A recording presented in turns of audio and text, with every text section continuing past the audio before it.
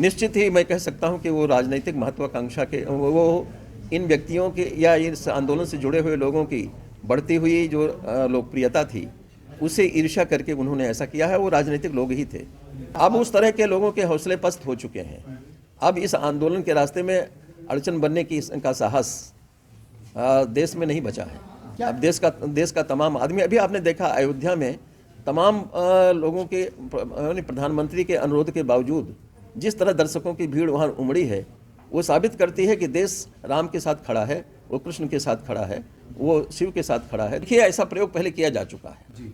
एक बार संत को पार्लियामेंट के प्रत्याशी के रूप में उतारा गया, लेकिन हरिद्वार की जनता ने स्वीकार नहीं किया।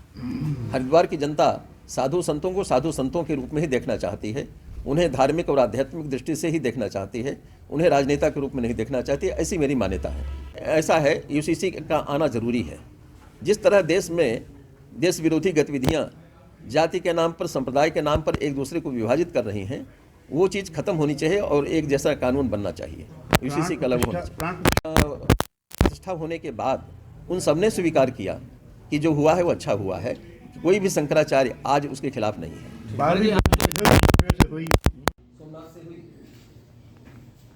तो ये अयोध्या के लोगों को, मथुरा और काशी के लोगों को उम्मीद हुई कि अब अयोध्या, मथुरा, काशी का भी नंबर आएगा उनका। और भारत के बाहर भी दूसरे कई देशों में मेरी यात्राएं हुई।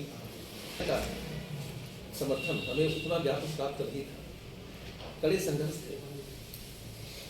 देश में सरकारें थी, पूज्य महंत अवैधनाथ, पूज्य परमहंस रामचंद्र दास, पूज्य वामदेव महाराज। आंदोलन की जरूरत क्यों पड़ी?